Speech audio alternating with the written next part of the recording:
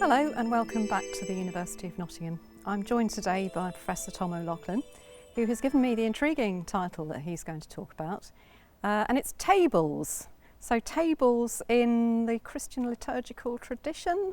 Tom, tell us more. Yes, tables, the most obvious everyday object. We all have them in our homes. We work at tables and so forth. But we are often not aware of just what an important part they played in early Christianity, because in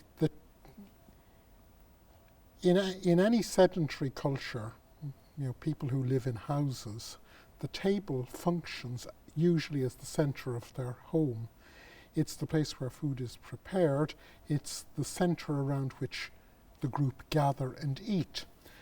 And it becomes the symbol both of the gathering and of their hopes for the gathering. So, for instance, we talk about, he spread a great table, meaning there was a great banquet, it was a great festival. So, for instance, in the Psalms, the greatness of the Lord is that he can spread a table before his enemies. Nothing can get in the way of the Lord's banquet. And at the time of Jesus, having been welcomed at the table becomes the sign of belonging. So it's a major theme in the Gospels that the people who belong to Jesus are the group that are prepared to eat with Jesus, and Jesus is prepared to eat with. So, for instance, in the Gospel of Luke, we have the story of Zacchaeus, where Zacchaeus is welcomed back because Jesus is going to eat in his house. He's going to be at his table.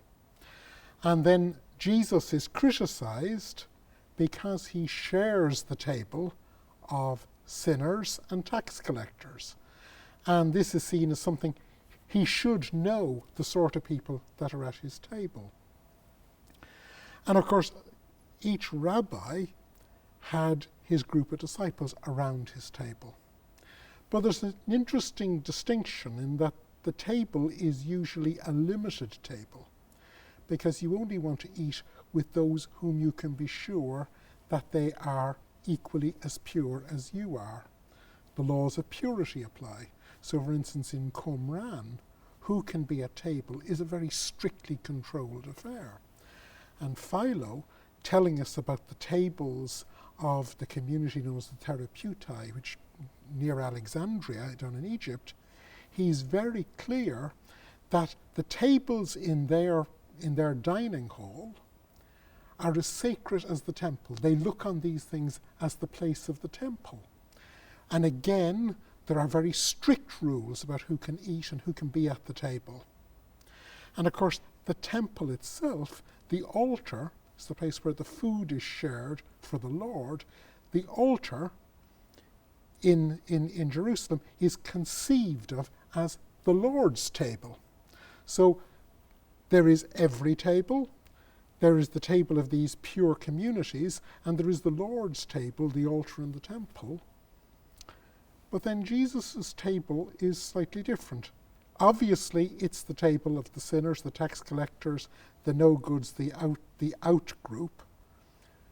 But it's actually an open table. He is willing to have other people join the table. And of course, this becomes a dispute for his early followers. Will they be able to share their table? What about the purity? What about the food laws? And by the time Luke is writing in Acts, the sign of sharing a table becomes the very symbol of the opening of the followers of Jesus to people who are not Jews. So, for instance, there are meals set out in Acts which are deliberately presented as a table that breaks the old purity bounds, and by people being prepared to be brought into the table, it's a sign that the table should be the opening to the nations.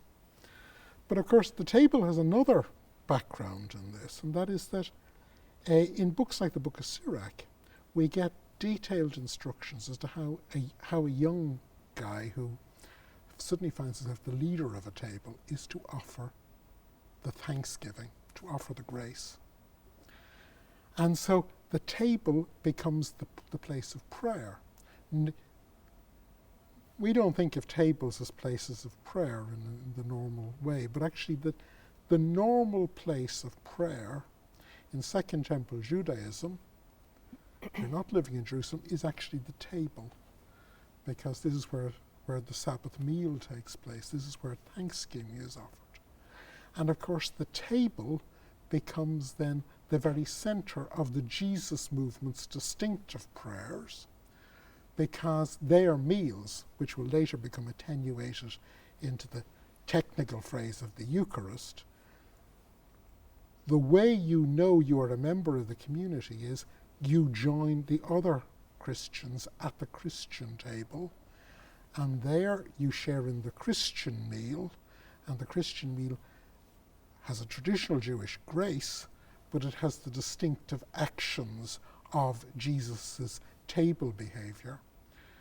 So for Christians, the table becomes the place where they remember Jesus, and it's table actions that become their distinctive ritual actions.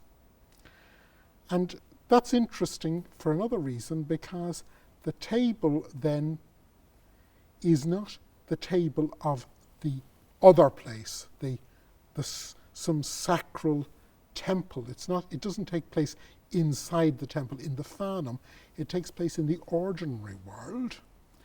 So part of the agenda of Christianity was that when they reflected on the opening lines of John's Gospel, if the Logos has come and has pitched his tent, a technical table word actually, has pitched his tabernacle among people, then the Lord is sharing the table. So if the Lord is among us, he is literally elbow to elbow at the tables.